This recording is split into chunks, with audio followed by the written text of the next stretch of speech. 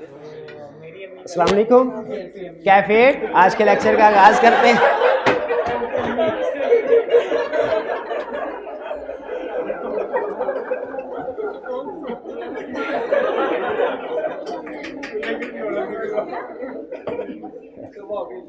चलिए, लेक्चर 79।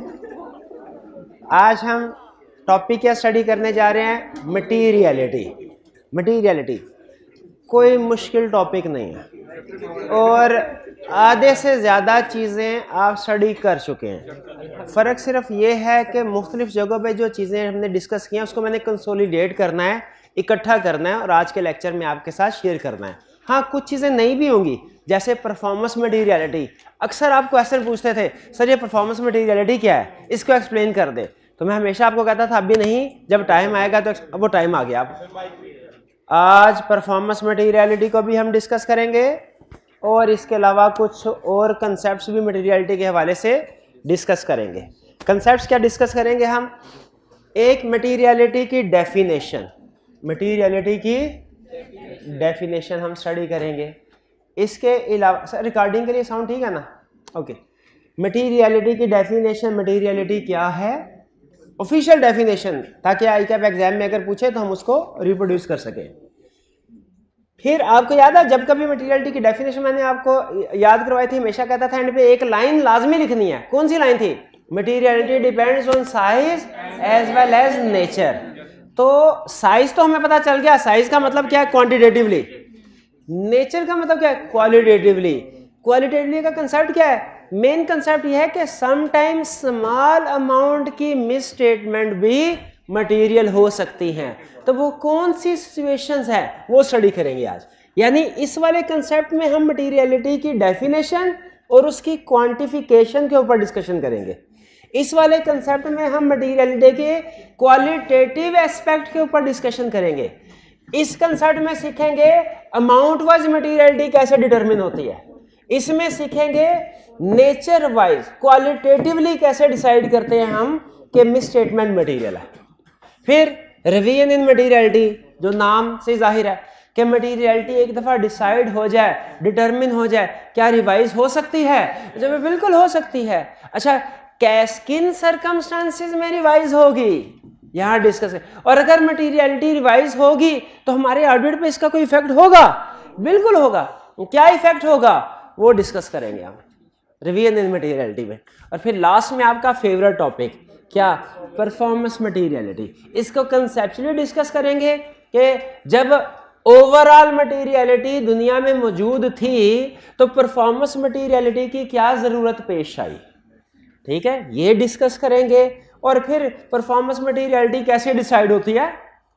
भाई overall materiality तो हमने सीख लिया, क्वांटिटेटिवली कैसे डिसाइड होगी, क्वालिटेटिवली कैसे डिसाइड होगी, ये ओवरऑल मटेरियलिटी।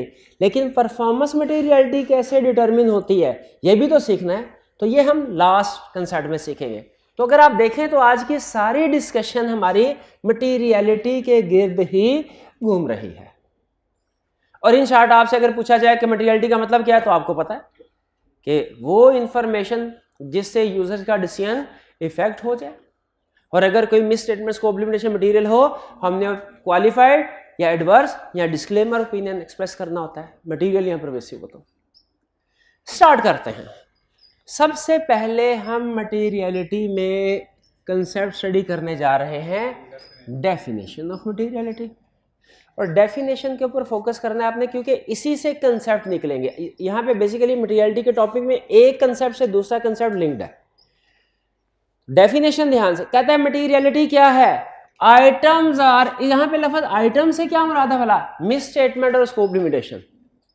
मिस स्टेटमेंट और स्कोप लिमिटेशन, ये चूंकि डेफिनेशन उसने काउंटिंग से निकाल लिया है। आपने काउंटिंग में भी मटेरियलिटी की डेफिनेशन या कंसेप्ट शायद पढ़ा होगा, तो इसलिए उसने वर्ड यहाँ पे आइटम्स का यूज किया है। वरना हमारे ऑडिट में आइटम से मुराद क्या है? मिस स्टेटमेंट और स्कोप लिमिटेशन। कहता है हम और हर उस मिस स्टेटमेंट स्कोप लिमिटेशन को मटेरियल कंसीडर करेंगे। मटेरियल मींस अहम कंसीडर करें इफ दे इंडिविजुअली और इन एग्रीगेट। बहुत है, अगर इंडिविजुअली या in aggregate could reasonably be expected to influence the economic decision of user। अगर वो यूजर्स के डिसीजन को इफेक्ट करे हम उसे मटेरियल समझें। हर उस चीज को हम मटेरियल समझेंगे जो यूजर के डिसीजन को इफेक्ट करे, इंडिविजुअली और इन एग्रीगेट। अच्छा, taken on the basis of financial statement, यानी फाइनेंशियल स्टेटमेंट की बेस पे यूजर जो डिसीजन लेता है। अगर अच्छा, यूजर सबसे अहम यूजर कौन है? Share holder. Share holders financial statement की बेस पे क्या डिसीजन लेते हैं कि इन्वेस्टमेंट करनी है कि नहीं करनी। अगर किसी चीज को देख के उनका डिसीजन चेंज हो जाए, पहले उन्होंने फैसला किया था इन्वेस्टमेंट करनी है, फाइनेंशियल स्टेटमेंट्स को देख के नहीं नहीं अब नहीं करनी, तो जिस चीज को भी देख के उनका ये डिसीजन चेंज हुआ, जिस चीज को भी देख के, हम क्या कहेंगे उससे? ये मटेरियल है। कुछ आइटम सिर्फ मटेरियल होती हैं, कुछ मटेरियल से एक स्टेप आगे बढ़ के परवेसिव भी हो जाती है, लेकिन परवेसिव भी मटेरियल ही होती हैं। ये बात हमें पता है ना, परवेसिव भी मटेरियल ही होती है। मटेरियल पहले बनती है तो फिर बाद में बड़ी होकर परवेसिव बनती है ना। फिर कहते हैं एंड में मटीरियलिटी डिपेंड्स ऑन साइज। अच्छा, आप नोट कीजिए, इस डेफिनेशन में उसने हमें कोई फार्मूला नहीं दिया हुआ, उसने हमें रूल दिया है, रूल, असूल, कि जिस इंफॉर्मेशन को भी देख के डिसीजन चेंज हो जाएगा वो मटेरियल है। इसका मतलब है ज्यादातर शेयर होल्डर का डिसीजन तो प्रॉफिट को देख के चेंज होगा, ज्यादातर तो प्रॉफिट को देख के फैसले चेंज होते हैं ना। प्रॉफिट ज्यादा है तो इन्वेस्टमेंट करो, प्रॉफिट कम है इन्वेस्टमेंट ना करो। लेकिन कभी कभार ऐसा होता है कि प्रॉफिट के अलावा भी कुछ चीजों को देख के डिसीजन चेंज हो जाता है। जैसे अगर एक कंपनी का प्रॉफिट तो है, हमने फैसला किया था अगर इसका 1 लाख प्रॉफिट आया तो इसमें इन्वेस्टमेंट करेंगे, अगर 1 लाख से कम हुआ इन्वेस्टमेंट नहीं करेंगे।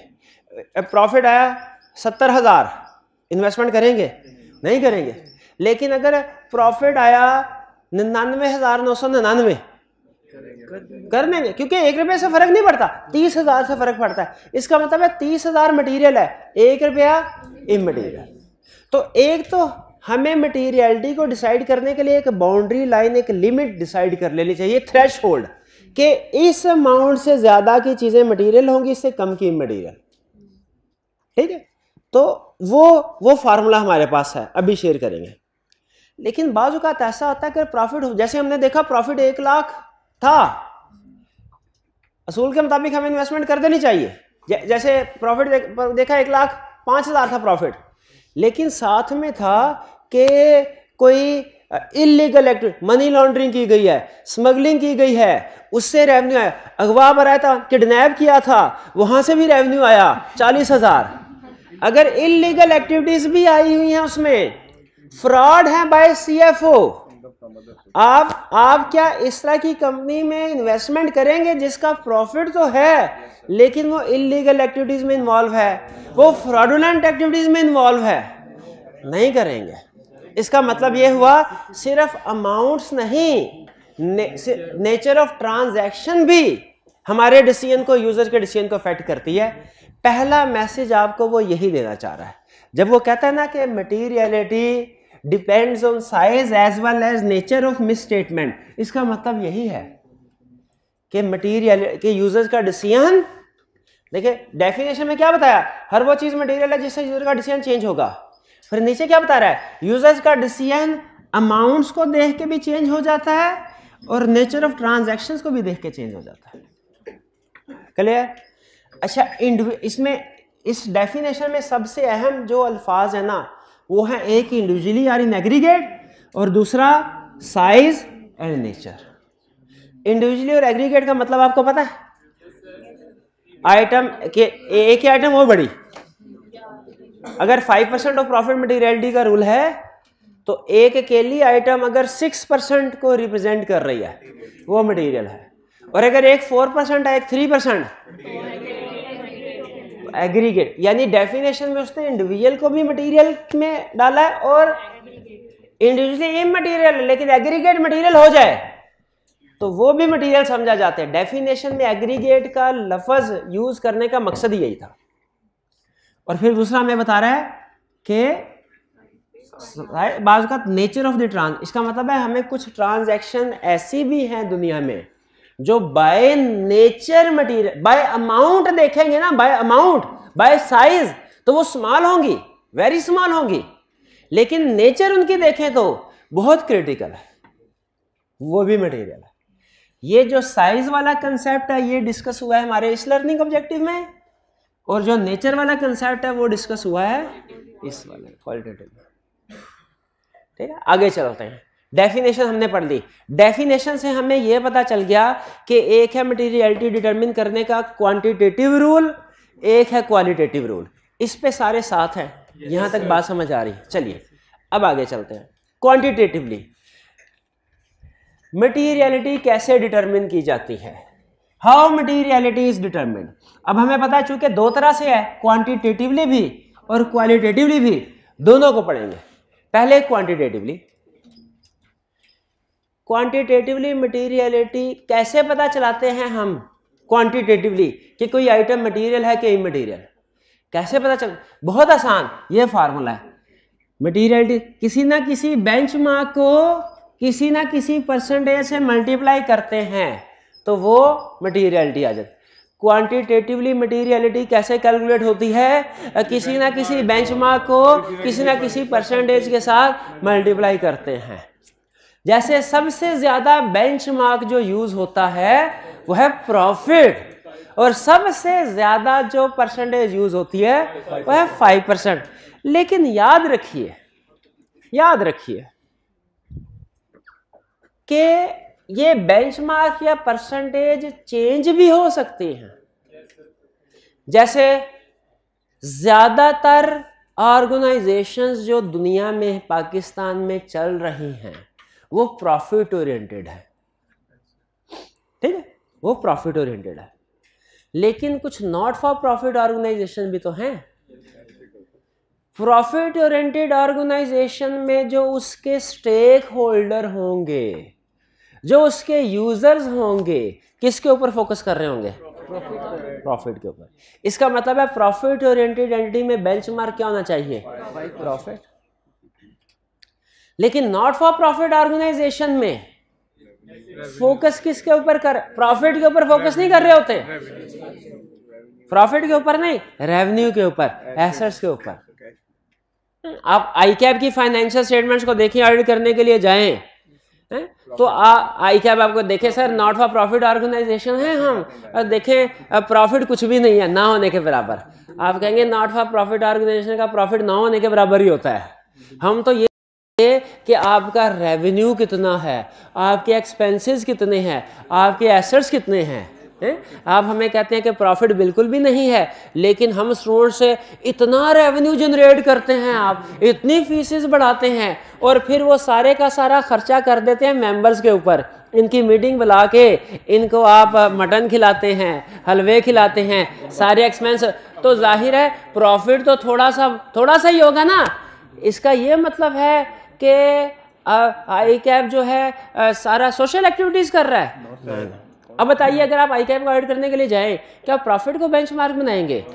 याद रखिएगा नॉट फॉर प्रॉफिट ऑर्गेनाइजेशन में या तो प्रॉफिट होता ही नहीं या बड़ा नॉमिनल सा होता है। इसीलिए ऐसी कंपनीज का ऑडिट करने के लिए जाएं तो हमारा एप्रोप्रिएट बेंचमार्क क्या होगा? रेवेन्यू या टोटल एक्सपेंडिचर या टोटल एसेट्स या इक्विटी। अच्छा ये बताइए, अगर बेंचमार्क प्रॉफिट है तो सूटेबल परसेंटेज क्या है? 5%। शाबाश शाबाश शाबाश। अगर बेंचमार्क चेंज हो जाए, रेवेन्यू हो जाए या एसेट्स हो जाए या एक्सपेंसेस, तो फिर 1% नहीं, तो फिर 5% नहीं, 1%। क्योंकि टोटल एसेट्स या टोटल रेवेन्यू हायर फिगर है प्रॉफिट की निस्बत, तो उसको इक्वलाइज करने के लिए ना, रीजनेबल करने के लिए, अगर बेंचमार्क हाई है तो परसेंटेज लो हो जानी चाहिए। तो मुझे बताइए अभी तक की डिस्कशन के बाद सबसे ज्यादा जो दुनिया में मटेरियलिटी कैलकुलेट करने के क्वांटिटेटिवली जो बेसिस यूज की जाती है वो क्या होती है?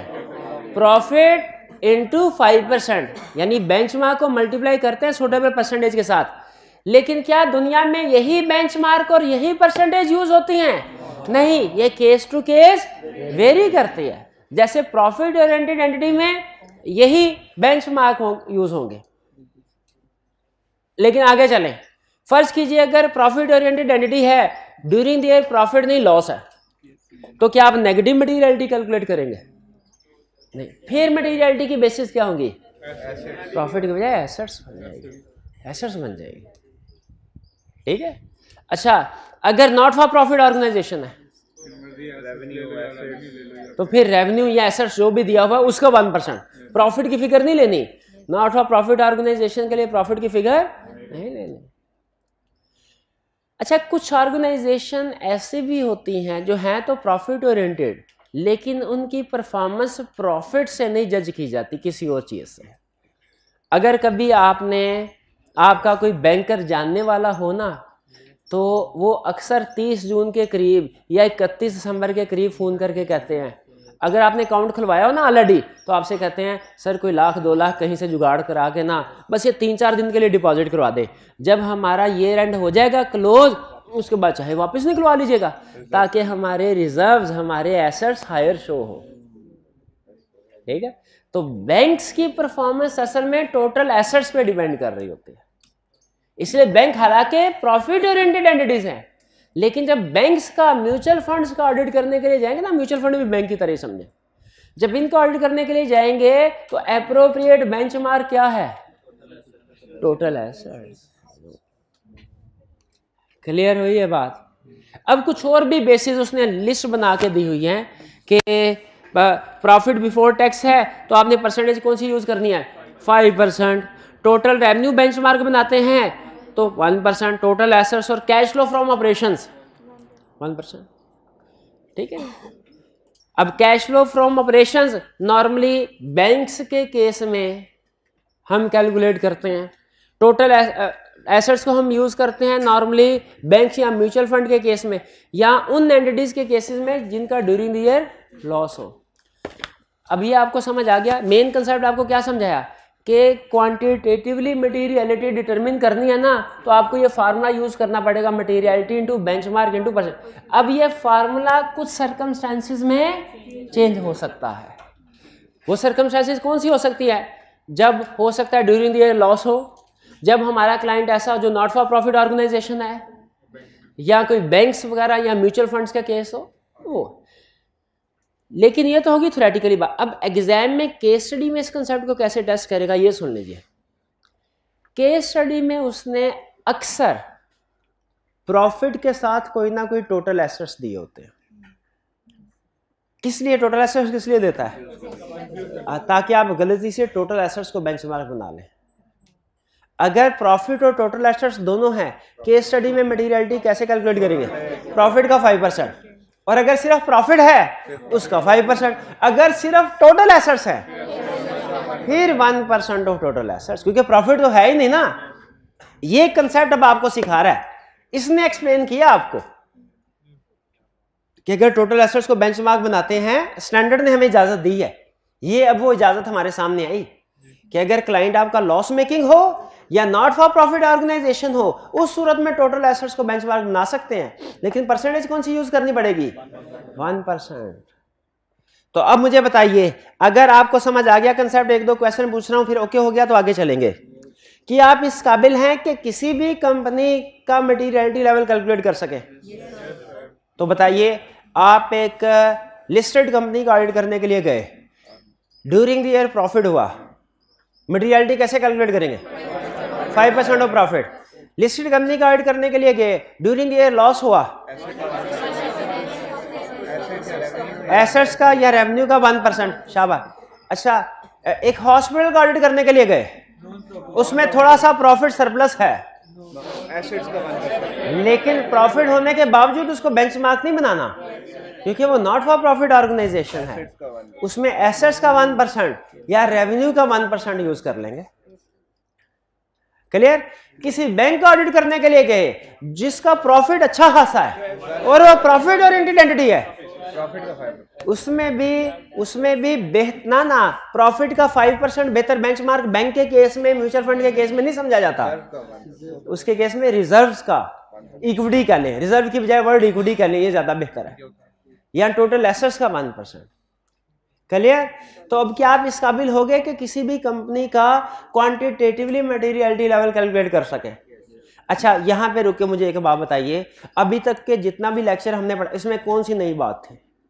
कोई ना कोई, सारी पहले मुख्तलिफ जगह पे पढ़ी हुई है, सिर्फ वो इकट्ठी हो रही, यही फायदा होता है। पहले आपको याद होगा बहुत से कंसेप्ट हम एडवांस में डिस्कस कर लेते थे, अब ये एंड पे आके हमें उन कंसेप्ट का फायदा होगा कि वो अनऑफिशियली हमने टॉपिक पढ़े हुए हैं, अब सिर्फ इकट्ठे होके एक तरह से रिवीजन हो रही है और आपके सामने ला रहा हूं। हाँ कुछ चीजें नहीं भी आएंगी, ये नहीं कि हर चीज पुरानी, कुछ चीजें नहीं, लेकिन वो थोड़ी होंगी। आगे चलते हैं क्वालिटेटिवली। सम टाइम ऐसा होता है कि कोई मिस स्टेटमेंट की अमाउंट स्मॉल है लेकिन स्टिल उसकी नेचर की वजह से शेयर होल्डर अपना डिसीजन चेंज कर ले, हम कहते हैं वो मटेरियल है, मटेरियल है। अच्छा अब इसकी एग्जाम्पल्स को गौर से पढ़ लें, समझ लें और याद कर लें, क्योंकि ये केस स्टडी में एग्जाम्पल यूज करेगा।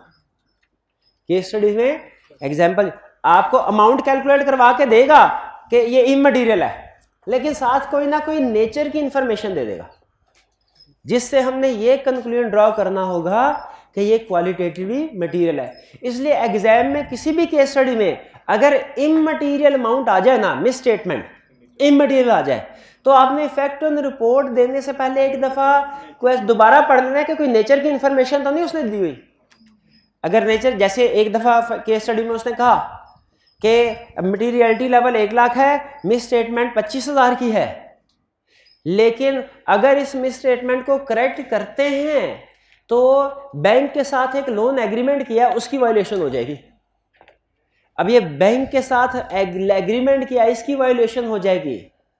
ये हमें ऐसी इंफॉर्मेशन दे रहा था जो कि क्वालिटेटिवली अहम थी। तो आपने जब कभी अमाउंट वाइज इमटेरियल हो मिस स्टेटमेंट, एक दफा दोबारा इंफॉर्मेशन को पढ़ लेना केस स्टडी की कि कहीं कोई इसमें क्वालिटेटिवली अहम। अब क्वालिटेटिवली क्या चीजें हो सकती हैं जो क्वालिटेटिवली मटेरियल हो? सुन लें, फ्रॉड।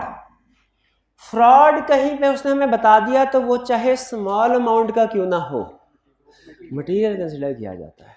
अगर आपको पता चले कैशियर ने 250 रुपए का फ्रॉड किया है तो इमटेरियल नहीं, मटेरियल कंसिडर। इसकी रीजन क्या है? इसकी रीजन ये है कि रिसर्च ये बताती है कि जो बंदा फ्रॉड करता है ना, वो एक फ्रॉड कभी नहीं करता, वो बजाय ये कि एक बड़ा अमाउंट का एक फ्रॉड करने के बजाय वो छोटी छोटी अमाउंट के बहुत से फ्रॉड करता है। सोफिस्टिकेटेड टेक्निक इसी चीज का नाम है। इसलिए अगर छोटी अमाउंट का भी फ्रॉड निकल तो समझ लीजिए कि इस तरह के छोटे छोटे और फ्रॉड भी हैं जो मिलके बड़े फ्रॉड हो जाएंगे। अब खुद सोचिए, अगर सीएफओ ने छोटा सा फ्रॉड किया एक एरिया में, तो क्या दूसरे एरियाज में फ्रॉड नहीं किया होगा? अगर हमारे सामने एक एरिया का फ्रॉड आ जाए तो हम ये अज्यूम कर लें बस इसी एरिया में था, बाकी और किसी जगह फ्रॉड नहीं है। नहीं, बाकी जगह पे भी हो सकता है। तो एग्री करते हैं, फ्रॉड इज ऑलवेज मटेरियल, चाहे अमाउंट स्मॉल क्यों ना हो, irrespective of size, irrespective of. फिर दूसरा नो क्लार। नो क्लार मैंने आपसे पहले भी इसको बताया, ये क्या है? Non compliance with laws and regulation. जहां पे लॉ की रिक्वायरमेंट आ गई, उसकी वायलेशन हुई। लीगल रिक्वायरमेंट की वायलेशन जब भी करेंगे ना आप, वो हमेशा मटेरियल है, मटेरियल है। जैसे हमारी लीगल रिक्वायरमेंट तो नहीं, लेकिन प्रोफेशनल रिक्वायरमेंट है। आईकैप कहता है कि हर साल मेंबर्स ने 18,000 रुपया फीस जमा करवानी है। अब ये एक चार्टर्ड अकाउंटेंट के लिए 18,000 इमटेरियल है, इमटेरियल है। लेकिन अगर ये इमटेरियल अमाउंट जमा ना करवाएं, इसका इफेक्ट मटेरियल होता है। इफेक्ट क्या होता है? आईकैप लिस्ट ऑफ मेंबर से नाम खारिज कर देता है। हम अपने आप को चार्टर्ड अकाउंटेंट नहीं कह सकते, और अगर प्रैक्टिस में किसी फर्म का, किसी कंपनी का ऑडिट कर रहे हैं तो ऑडिटर भी पॉइंट नहीं हो सकते, क्योंकि चार्टर्ड अकाउंटेंट ही नहीं रहेंगे। तो मुझे ये बताइए, ये 18,000 की अमाउंट वाइज इमटेरियल है, क्वालिटेटिवली मटेरियल है। ठीक है? किस वजह से? क्योंकि इससे लीगल रिक्वायरमेंट की वायलेशन हो रही है। इसी तरह अगर लॉ की वायलेशन हो, अगर लॉ की वायलेशन हो तो जहां पर कहीं क्वेश्चन में कह दे, देखिए एक टिप सुन लीजिए, टिप। केस स्टडी में, जिस केस स्टडी में भी उसने कह दिया ना कि किसी लीगल रिक्वायरमेंट की वायलेशन हुई है, किसी लीगल रिक्वायरमेंट की वायलेशन हुई है, आपके जहन में दो बातें आ जानी चाहिए। एक तो ये कि ये वायलेशन मटेरियल है चाहे अमाउंट जो मर्जी हो, ये मटेरियल है चाहे अमाउंट जो मर्जी हो। इसकी मिसाल यूँ समझिए कि बाज़ औक़ात ऐसा होता है कि गवर्नमेंट से ना बिजनेस करने के लिए लाइसेंस लेने पड़ते हैं और लाइसेंस की फ़ीस होती है, लेकिन अगर गवर्नमेंट को वो फ़ीस छोटी सी है, चाहे लाइसेंस की फ़ीस करे, लाइसेंस रिन्यू होगा नहीं, और अगर रिन्यू नहीं होगा तो बिजनेस नहीं कर सकती कंपनी। ये लीगल रिक्वायरमेंट की एग्जांपल है। तो जब कभी एग्जाम में लीगल रिक्वायरमेंट की वायलेशन का जिक्र आ जाए, आपके ज़हन में दो बातें आ जाएं। पहली बात यह कि इसका इफेक्ट हमेशा मटेरियल होगा चाहे अमाउंट स्मॉल की ना, और दूसरा मैनेजमेंट की इंटेग्रिटी पे डाउट क्रिएट होते हैं। भाई ये ऐसी मैनेजमेंट जो इलीगल एक्टिविटीज कर रही हो, आपके ख्याल में वो अच्छी मैनेजमेंट होगी? नहीं। तो दो, आपने मैनेजमेंट इंटेग्रिटी पे कमेंट करना है जब कभी वायलेशन हो, और दूसरी बात किस पे? मटेरियल। इमटेरियल समझ के इग्नोर नहीं करना। केस स्टडी में आपको इस तरफ लेके जाएगा कि इमटेरियल है, लॉ की वायलेशन है, तो क्या इमटेरियल है, इसको इग्नोर कर दो। आप कहेंगे इग्नोर किया, अनमोडिफाइड ओपिनियन, हालांकि गलत है। ठीक है। और इसी से मिलती जुलती एक और चीज है, non compliance with laws and regulation से मिलती जुलती और चीज है डेट कोवेनेंट रिक्वायरमेंट। यहां पे कहीं लिखा होगा, किधर लिखा? हाँ, ये अफेक्टिंग की रेशो है डेट कोवेनेंट। डेट कोवेनेंट का मतलब क्या है? एग्रीमेंट। बाज़ औक़ात बैंक के साथ जब एग्रीमेंट करते हैं ना, बैंक कुछ ना कुछ शर्तें अपनी जरूर रखता है। अगर हम उन शर्तों को ना माने या वायलेशन करें, बैंक कहता है मेरा सारा लोन मुझे वापस दे दो। ठीक है। उनमें से एक शर्त ये होती है कि आपके एसेट्स की जो करंट रेशो है, फॉर एग्जांपल करंट रेशो, वो इस 1.1 से कम नहीं होनी चाहिए, और डेट इक्विटी रेशो इतनी होनी चाहिए, इससे ज्यादा नहीं। असल में रेशोज का मकसद ये होता है, बैंक इंश्योर करना चाहता है कि at any point of time आपके पास सफिशिएंट एसेट्स मौजूद हो, ताकि अगर आप लोन की किस्त पे ना करें तो आपके एसेट बेच दे। ऐसा ना एक तरफ बैंक से हम लोन ले लें, दूसरी तरफ एसेट सारे बेच दे, तो डिफॉल्ट करेंगे तो बैंक क्या बेच के पैसे रिकवर करवाएगा? कुछ भी नहीं। तो बैंक ने कंडीशन रखी होती है। अब बैंक ने कहा 1:1 होनी चाहिए करंट रेशो। हमारे क्लाइंट की इस वक्त रेशो है 1:1.01:1, और एक मिस स्टेटमेंट है जिसकी अमाउंट स्मॉल है, लेकिन अगर उसको करेक्ट करें, यानी बैड डेट रिकॉर्ड नहीं किए, इमटेरियल अमाउंट के बैड डेट रिकॉर्ड नहीं किए, इमटेरियल अमाउंट की इन्वेंट्री एनआरवी पे रिकॉर्ड नहीं की, लेकिन अगर उसको बैड डेट को रिकॉर्ड करें, इन्वेंट्री को राइट डाउन करें एनआरवी पे, तो करंट रेशियो रिड्यूस होकर 0.98 पे आ जाती है, जो कि डेट की वायलेशन है। अब खुद बताइए, इन हालात में क्लाइंट ने वो रिकॉर्ड मिस स्टेटमेंट करेक्ट नहीं की, अमाउंट वाइज स्मॉल है, बाय नेचर मटेरियल है। क्यों? क्योंकि ये आपके की रेशो को, अहम रेशो जो बैंक ने लिखी है, डेट कोवेनेंट में, डेट एग्रीमेंट में कंडीशन लगाई है, उसको वायलेट कर रही है। इसका मतलब अगर आप इसको ठीक करें तो रेशो कम हो जाएगी, बैंक अपना पूरे का पूरा लोन वापस मांग लेगा, जो कि अगर कंपनी वापस ना कर पाए, डेफिनेटली नहीं कर पाएगी, तो गोइंग कंसर्न का अनसर्टेनिटी क्रिएट हो जाती है। तो बताइए, अगर किसी के साथ हमने अगर लॉ की, अगर लीगल रिक्वायरमेंट की वायलेशन की, वो भी मटेरियल हो, और अगर कंट्रेक्चुअल रिक्वायरमेंट की वायलेशन की, जो लोन एग्रीमेंट किया था, कॉन्ट्रैक्ट किया था, तो वो भी मटेरियल है अमाउंट वाइज। फिर कह रहा है डिस्क्लोजर्स आपको पता है होते ही अमाउंट वाइज मटेरियल है। भाई डिस्क्लोजर पे तो क्वांटिटेटिव क्राइटेरिया अप्लाई ही नहीं होता। क्लाइंट ने रिलेटेड पार्टी का डिस्क्लोजर नहीं दिया, कैसे मिस स्टेटमेंट है ना, कैसे पता चलेगा इमटेरियल है कि मटेरियल है कि परवेसिव है? इस पे कौन सा 5% ऑफ प्रॉफिट लगेगा? 5% ऑफ प्रॉफिट तो अमाउंट्स पे लगता है, एबीसी पे थोड़ी लगता है। डिस्क्लोजर तो एबीसी में होते हैं।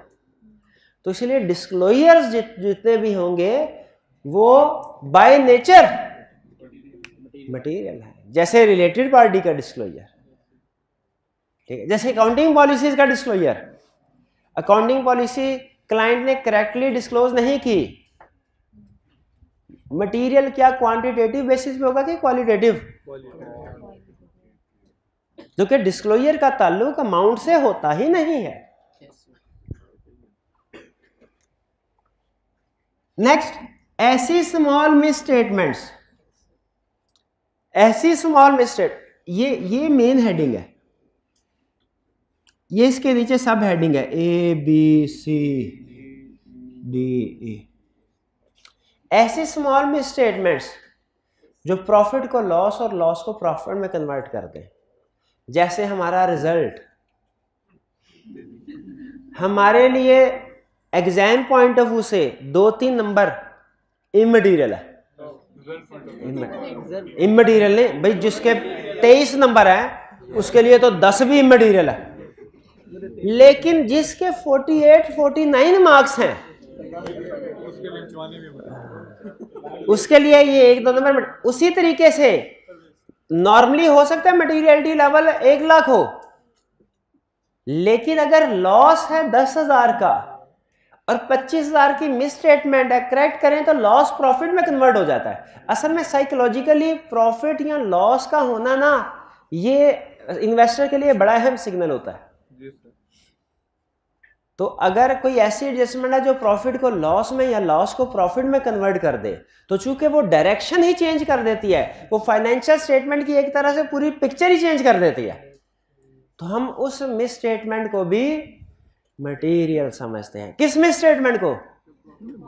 जिसकी वजह से प्रॉफिट लॉस में या लॉस प्रॉफिट में, वो एक नंबर जो 49 वाले को 50 में या 50 वाले को 49 में ले जाए, वो वाला एक नंबर। हर एक नंबर मटेरियल नहीं है, लेकिन वो एक नंबर जो ये चेंज करता है वो मटेरियल है। इसी तरह हो सर हर 10-15 हजार वाली मिस स्टेटमेंट मटेरियल नहीं है, लेकिन वो मिस स्टेटमेंट जो प्रॉफिट को लॉस में, लॉस को प्रॉफिट में कन्वर्ट कर दे, मटेरियल है। क्योंकि ये सिग्नल जो जाता है ना प्रॉफिट या लॉस का इन्वेस्टर को, ये अहम है। टेकिंग अबव और बिलो थ्रेशोल्ड, ये भी इसकी भी यही एग्जांपल है। 50 नंबर को आप थ्रेशोल्ड समझ लें, तो ऐसी फिगर जो कि थ्रेशोल्ड से मुराद किसी लिमिट से, बेंचमार्क से ऊपर या नीचे ले जाए फिगर्स को। जैसे इसकी चलिए एक एग्जांपल है कि आपने शायद लॉ में पढ़ा, बल्कि ऑडिट में भी पढ़ा है हमने, कि 1 मिलियन से ज्यादा अगर किसी का शेयर कैपिटल है, उस कंपनी के लिए ऑडिट कराना रिक्वायर्ड है। अच्छा, एक कंपनी का शेयर कैपिटल है 9,90,000, उसमें 20,000 की मिस स्टेटमेंट है जो अमाउंट वाइज इमटेरियल है, लेकिन अगर इसे करेक्ट करें तो ये 1 मिलियन का जो थ्रेशोल्ड है ना शेयर कैपिटल, उससे बढ़ जाएगा। अब बताइए ये 20,000 मटेरियल है कि नहीं? अमाउंट वाइज इमटेरियल, लेकिन बाय नेचर मटेरियल। ये है एग्जांपल। की रेशियोज की बात हमने कर ली। इफेक्ट डायरेक्टर्स रिम्यूनरेशन, आपने काउंटिंग में शायद पढ़ा होगा, डायरेक्टर्स की रिम्यूनरेशन को लदा से डिस्क्लोज करते हैं। लॉ में पढ़ा था, चले लदा से ये, लेकिन ये डिस्क्लोजर रिक्वायरमेंट है। तो अगर डायरेक्टर की रिम्यूनरेशन गलत हो, इसमें गलती चाहे इमटेरियल क्यों ना हो, चूंकि ये सेंसिटिव डिस्क्लोजर है, इसलिए मटेरियल समझा जाता है। और last affecting share capital. Share capital, ये भी अगर आपने लॉ पढ़ा ना तो आपको अंदाजा होगा, शेयर कैपिटल एक सेंसिटिव इंफॉर्मेशन, क्रिटिकल है। आपने 100 रुपए का एक शेयर भी जनरल पब्लिक को इश्यू करना है ना, एक शेयर भी, तो आपने लॉ में पढ़ा होगा, उसके लिए रिक्वायरमेंट्स होती हैं, प्रॉस्पेक्टस बनाना पड़ता है, कमीशन से अप्रूवल लेनी पड़ती है, और कुछ और भी रिक्वायरमेंट्स है। तो शेयर कैपिटल में थोड़ी सी भी गलती, चूंकि इसको रेगुलेटर देख रहे होते हैं, मॉनिटर कर रहे होते हैं, शेयर कैपिटल इशू करने के लिए लीगल रिक्वायरमेंट्स हैं, तो उसमें थोड़ी सी भी अगर मिस स्टेटमेंट होगी शेयर कैपिटल के एरिया में, वो क्या होगी?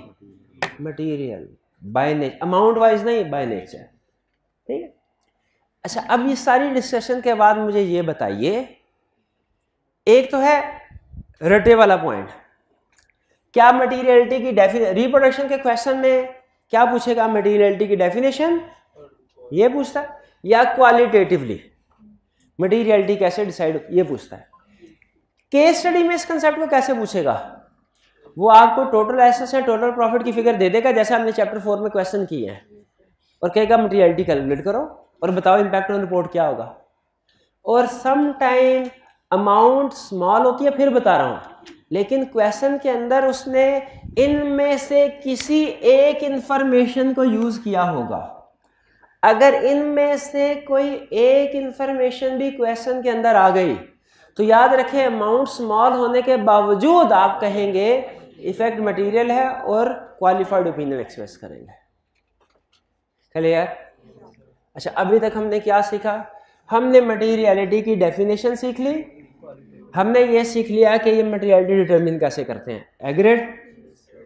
फिर हमने ये सीख लिया क्वालिटेटिव मटीरियलिटी किन केसेस में क्वालिटेटिवली मटीरियल होगी। ये सिर्फ आपने ये केसेस याद कर लेने हैं, यही केस टेस्ट करेगा, इसके अलावा बाहर में जाएगा।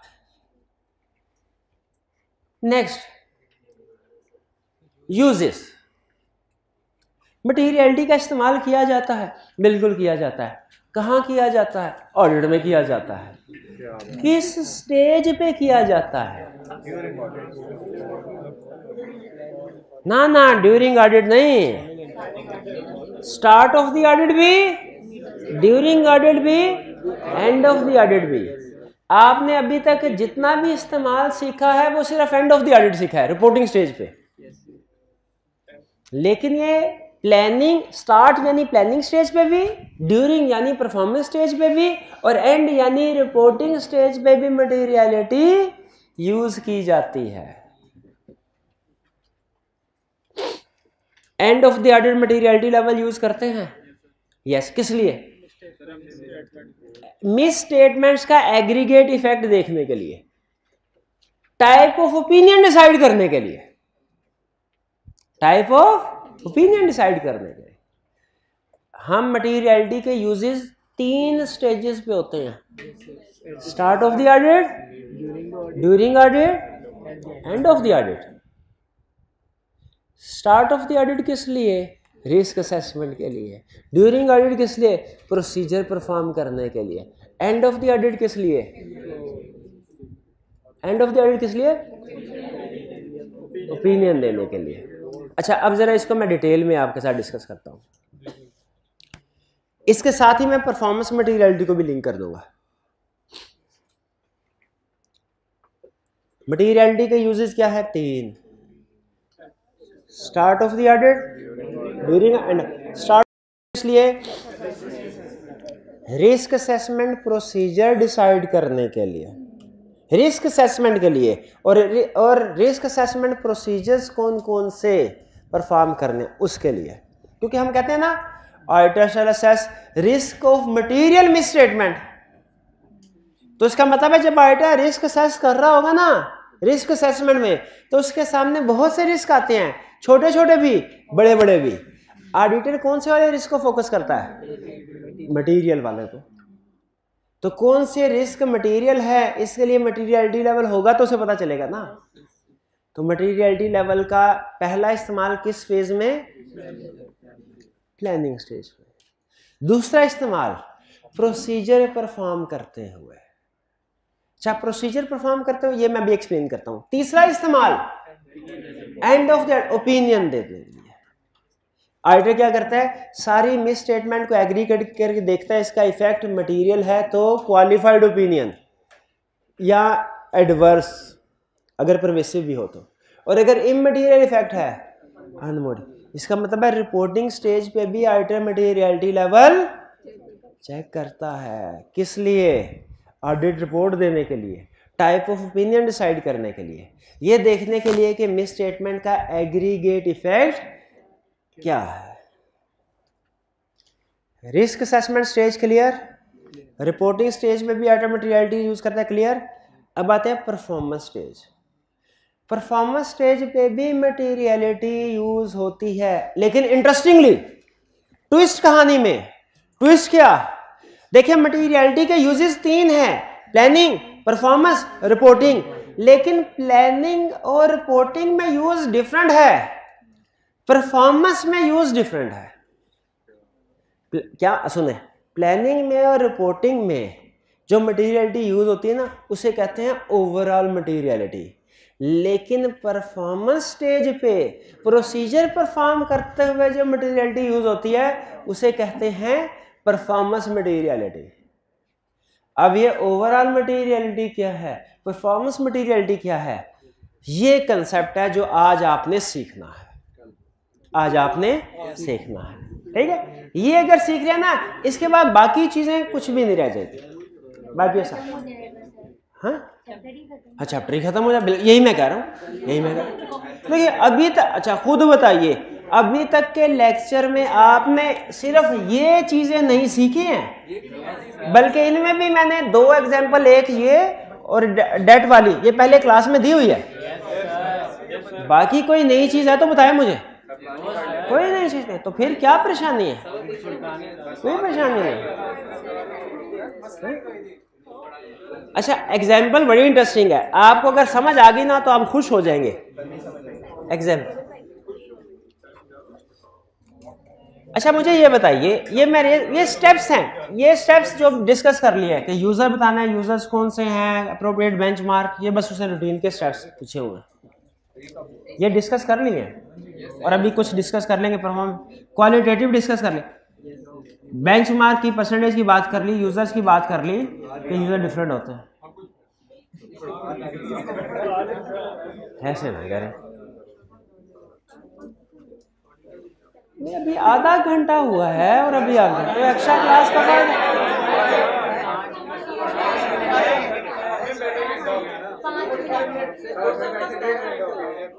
हाँ 2:15 खत्म हो जाएगी इंशाल्लाह। 10। अच्छा अभी मैं सिर्फ ये एग्जाम्पल, कोई पढ़ा नहीं रहा, एग्जाम्पल समझा रहा हूँ, सिर्फ एग्जाम्पल। एक मसला, भाई मसला खड़ा हो गया हमारा, क्या हुआ, ये है फाइनेंशियल स्टेटमेंट, ठीक है, इसमें प्रॉफिट है, फर्ज कीजिए कितना प्रॉफिट रखना, 50,000, 50,000, ठीक। इसका मटीरियलिटी लेवल क्या होगा, 50,000। अब कैलकुलेट भी करो ना, कैलकुलेट करो, हाँ 50,000 का 5%,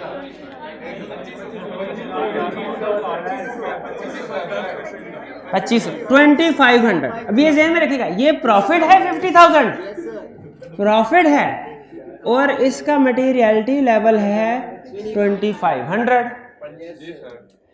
इसमें इसको कहते हैं ओवरऑल मटीरियलिटी लेवल।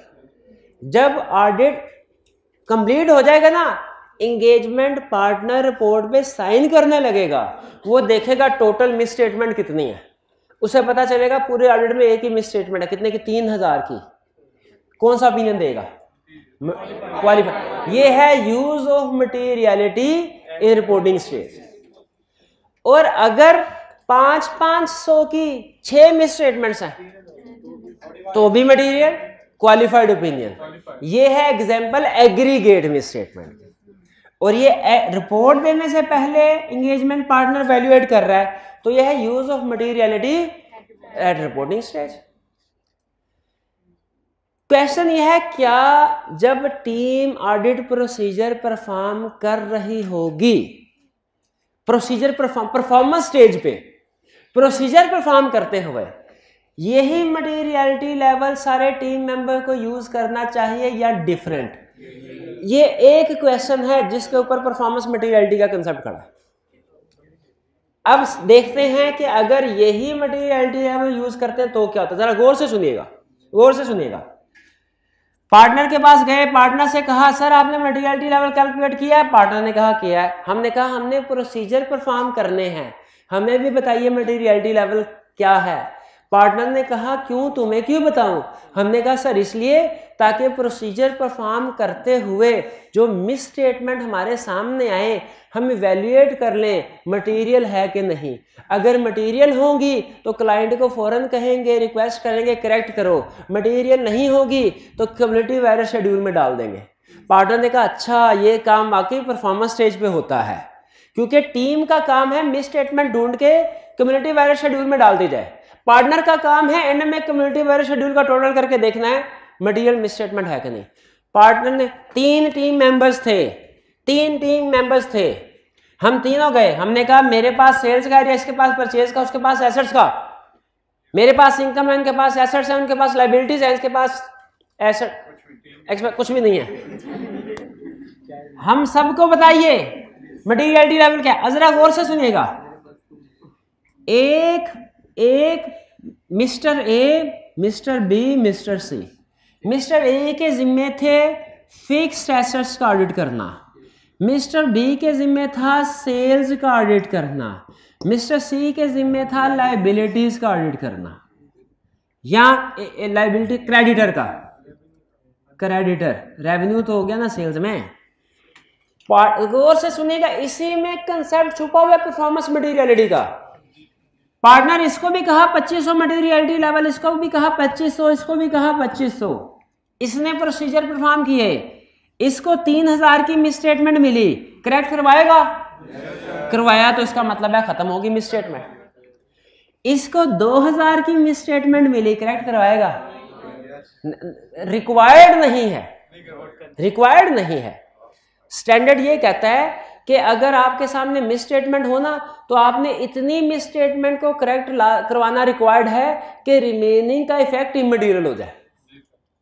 रिमेनिंग का इफेक्ट, अच्छा 2000 है, एक और मिस स्टेटमेंट आई, वो 1000 की थी, अब करो किसको? दोनों में से इतनी मिस स्टेटमेंट को कि रिमेनिंग का इफेक्ट इमटेरियल हो जाए। 1000 भी करवा सकता है, 2000 भी। फर्ज कीजिए उसने 1000 वाली करवा दी। अब क्या मिस्टर ए कह सकता है fix assets are free from material misstatement? सोच के जवाब दीजिएगा, सोच के जवाब दीजिएगा, बाद में फंस जाएंगे आप।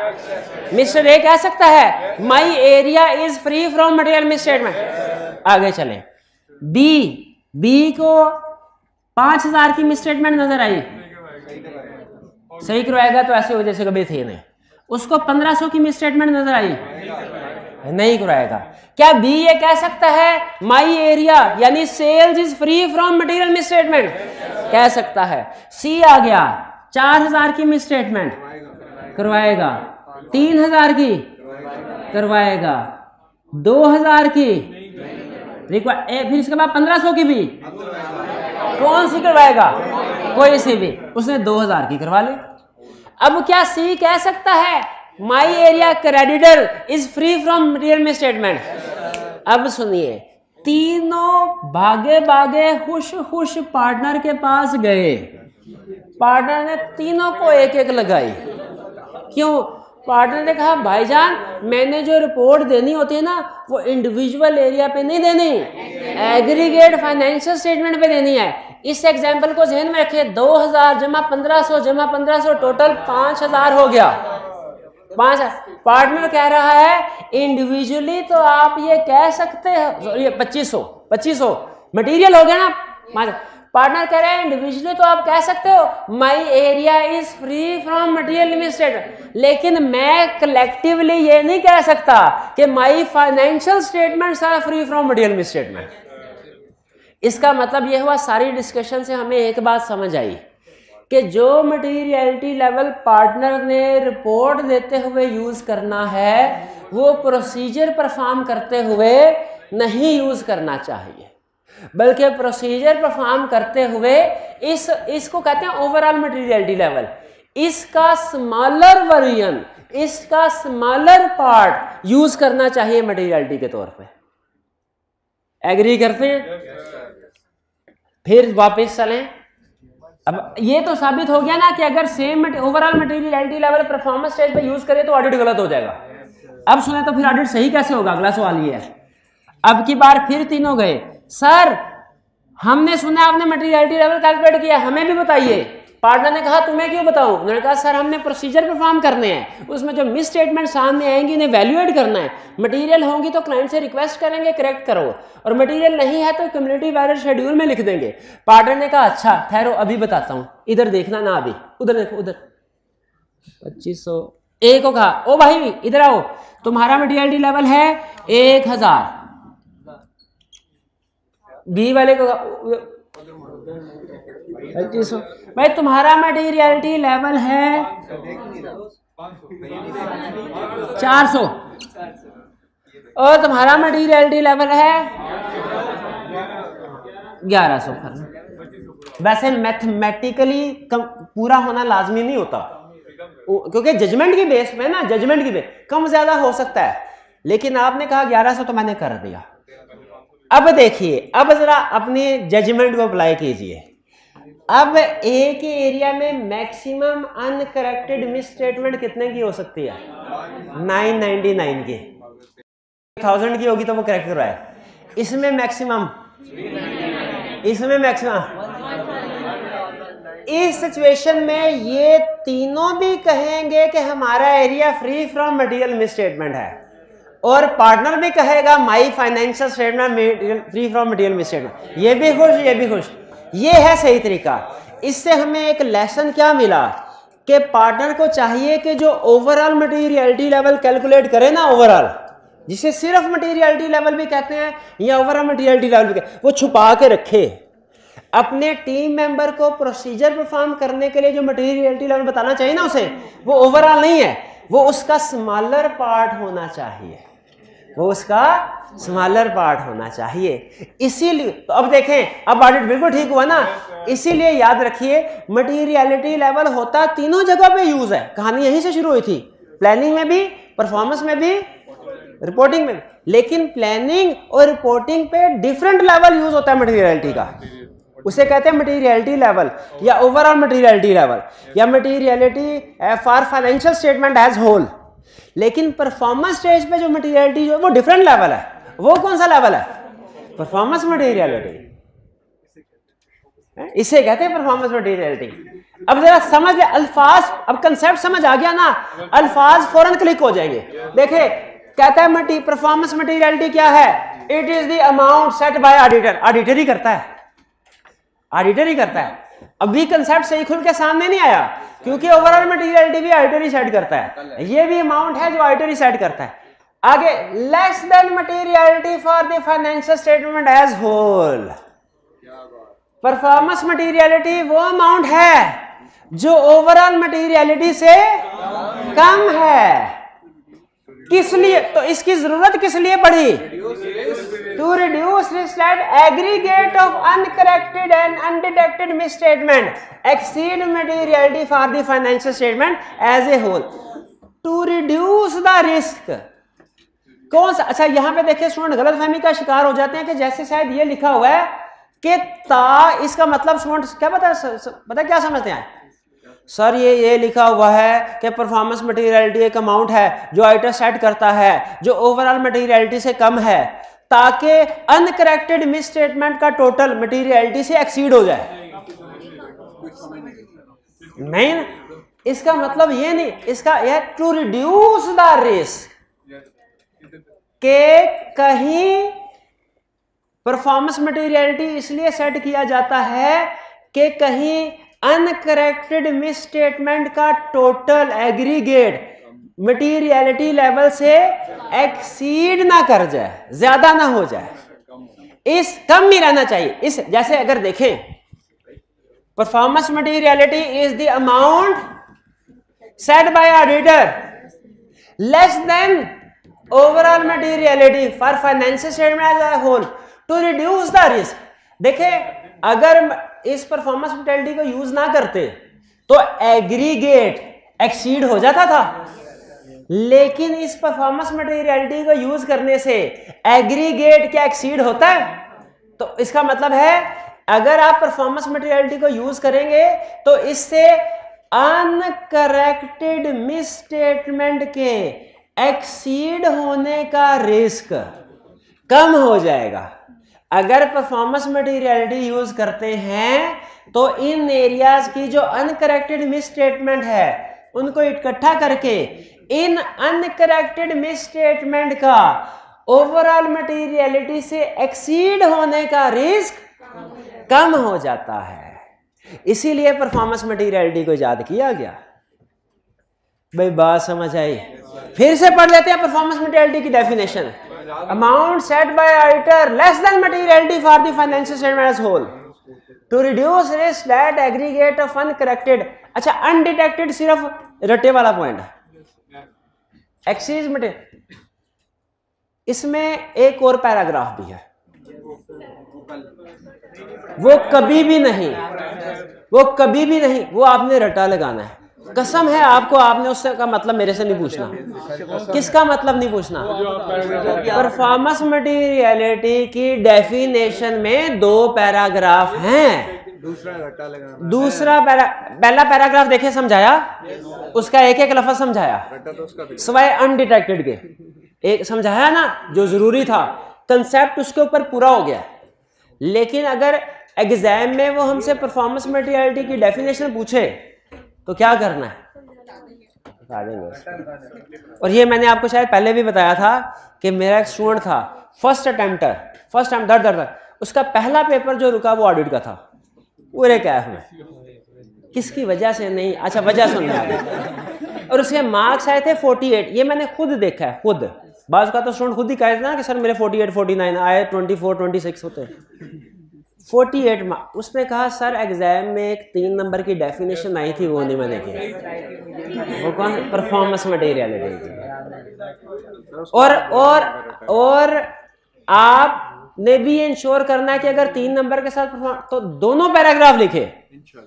ये ना हो पहला पैराग्राफ लिखें वो 1.5 नंबर दे दे, वो 1.5 नंबर दे दे, वो फिर भी 50 से कम हो। दोनों पैराग्राफ क्लियर। अब बताइए परफॉर्मेंस मटेरियलिटी का कंसेप्ट समझ आ गया? अच्छा ये बताइए परफॉर्मेंस मटेरियलिटी डिटरमिन कैसे होती है? डिटरमिन कैसे होती है?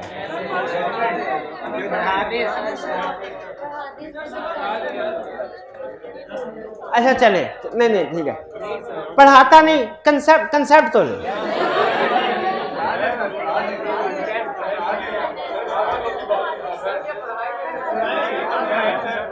नहीं चले ठीक, नहीं रहने देते। आपने कहा नहीं तो फिर नहीं। देखें आपने इतनी बात मानी मेरी, मैंने कहा एक्स्ट्रा क्लास, आपने कहा हाजिर, तो ये मेरा भी फर्ज बनता है कि आपकी बात माने। लेकिन ये जहन में रख ले कि आपने पढ़ क्या कुछ लिया है, ये तो बता दूं ना। ये ना घर जाके पूरा चैप्टर याद कर लें आप, जो नहीं पढ़ा वो भी पढ़ लें। लर्निंग ऑब्जेक्टिव 5, 6 और 8, 7 नहीं पढ़ा, 7 नहीं पढ़ा और 8 का हाफ भी नहीं पढ़ा। हाँ वो है, हाँ डॉक्यूमेंटेशन भी नहीं पढ़ा। भाई मटीरियलिटी कैलकुलेट की है आपने, तो इसको डॉक्यूमेंट करना है कि नहीं करना? अच्छा फिर इंटरेस्टिंग सवाल बताएं। मटीरियलिटी में सिर्फ अमाउंट फाइनल मटीरियलिटी की वो डॉक्यूमेंट करेंगे कि उसका फार्मूला भी लिखेंगे? अच्छा सिर्फ ओवरऑल मटीरियलिटी डॉक्यूमेंट करेंगे कि परफॉर्मेंस भी? तो फिर मुझे ये बताइए कि अगर मटीरियलिटी रिवाइज हो जाए तो डॉक्यूमेंट क्या क्या करना है? ओवरऑल मटीरियलिटी, परफॉर्मेंस मटीरियलिटी, उनका फार्मूला, और अगर रिवीजन हुई है तो वो नहीं बाकी नहीं करना ना ना ना नहीं आपने खुद कहा ज्यादा। देखें खुद जो चीज मैं आपको पढ़ाऊंगा, मैं आपको एक एक चीज, ये मेरी जिम्मेदारी। रिवीजन नहीं पढ़ाया ना तो पढ़ाऊंगा नेक्स्ट लेक्चर में, ठीक है? वो आपने खुद से पढ़ ले, लेकिन मैंने अपना भी फर्ज अदा करना है, पढ़ाऊंगा जरूर। इसी तरह परफॉर्मेंस मटेरियलिटी कैसे डिटरमिन होती है वो भी कल पढ़ेंगे। हाँ ये भी परफॉर्मेंस मटेरियल, अगर इजाजत दे तो पढ़ा लो। अच्छा चलें, नहीं सिर्फ 2 क्वेश्चन।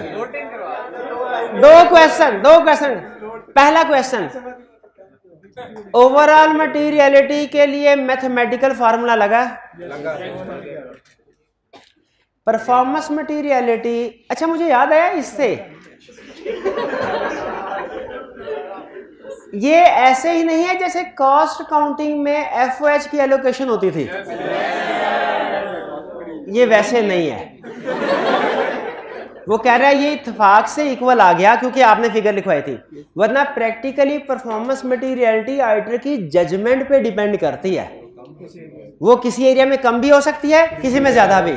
लेकिन जजमेंट भी ऑडिटर की हवाई नहीं होती, जजमेंट भी किसी ना किसी बेसिस पे डिपेंड कर रही होती है, जजमेंट भी किसी ना किसी। अच्छा आखिरी, अगर आपने इस सवाल का जवाब दे दिया ना तो समझ लीजिए आपने आज के लेक्चर का हक अदा कर दिया, लेकिन आप जवाब दे नहीं पाएंगे। आखिरी क्वेश्चन, इसके बाद लेक्चर खत्म। इसका परफॉर्मेंस मटेरियलिटी 1000, इसका 400। ऑडिटर की जजमेंट है, लेकिन जजमेंट डिपेंड कर रही होती है कुछ चीजों पे, जैसे रिस्क, ठीक है, past experience, understanding of entity. मुझे बताइए इसका मटेरियलिटी है 1000, इसका 400, दोनों का मटेरियलिटी फर्क क्यों है? क्योंकि किसी एक में रिस्क कम होगा, एक में ज्यादा होगा, जजमेंट है। बताइए किस में रिस्क ज्यादा है?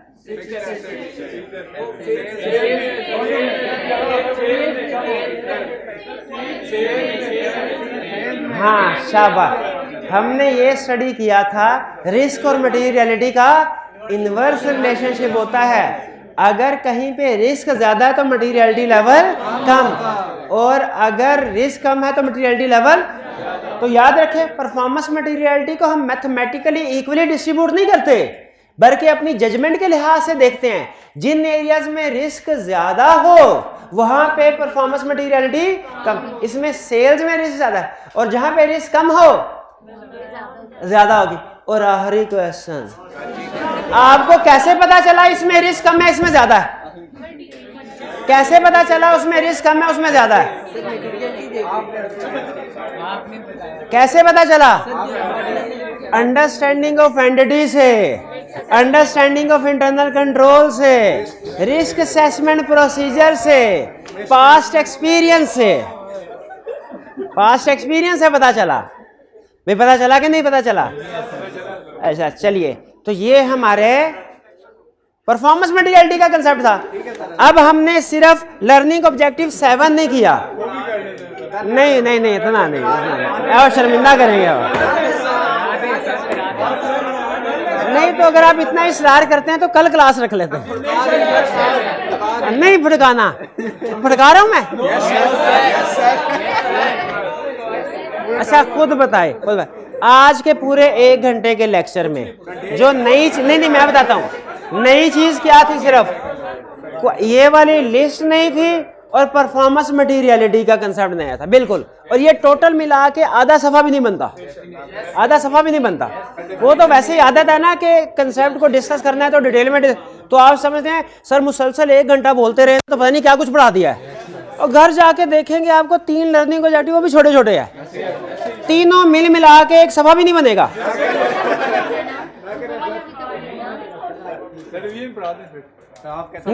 ऐसे नहीं, ऐसे। चलिए आज का लेक्चर यहाँ पे खत्म करते हैं हम। अल्लाह हाफिज।